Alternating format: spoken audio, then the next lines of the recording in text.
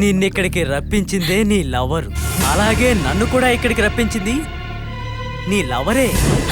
అది అతను మనశ్శాంతిగా జీవించడం కోసమేనట. అతనికి ఆ మనశ్శాంతిని కలిగించేది నేను ఒక్కడిని. కాబట్టి మేము ఒక ఒప్పందం కుదుర్చుకున్నాం. ఆ ఒప్పందం ఏంటంటే నువ్వేమీ దిగులు పడకు. అసలు ఏం జరిగినా సరే నిన్ను అతనే పెళ్లి చేసుకుంటానని నాతో చెప్పాడు. నువ్వు ఒప్పుకొనే తీరాలి. ఊరికే ఊరిమి చూడకుండా రావే.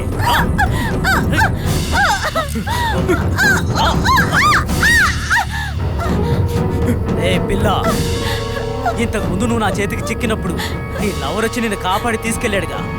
ఇప్పుడు చూసావా, నిన్ను నాకు అప్పగించి బయట కాపలా కాస్తున్నాడు.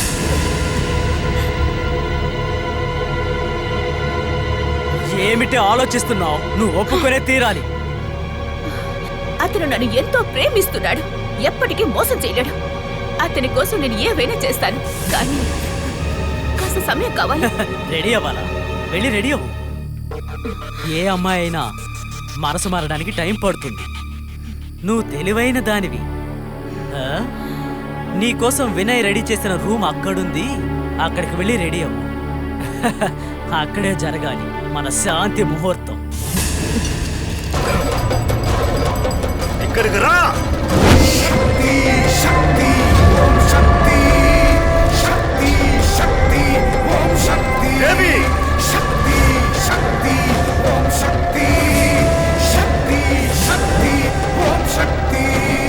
ఇక్కడ వచ్చి కూర్చో.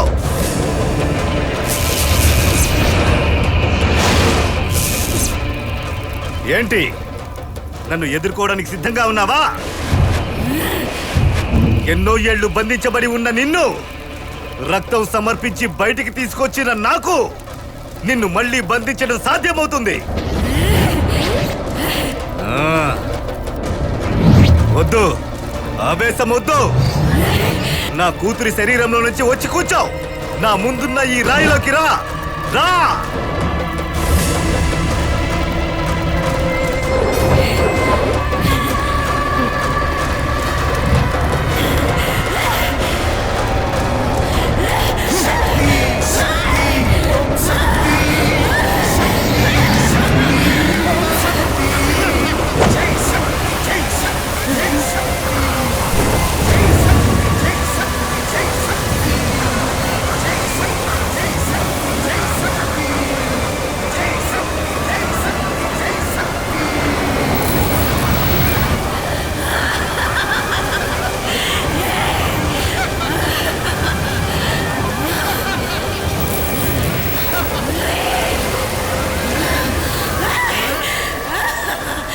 వచ్చాను, చూడు, కళ్ళారా చూడు.